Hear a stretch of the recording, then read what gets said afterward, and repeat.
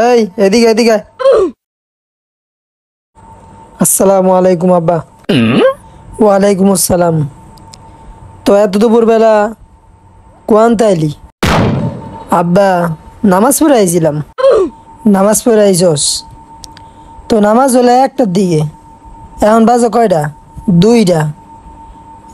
তুই এতক্ষণ ধরে কইতে আইলি, আবার মুসকি মুসকি আইসা কথা কস, ব্যাপারটা কি?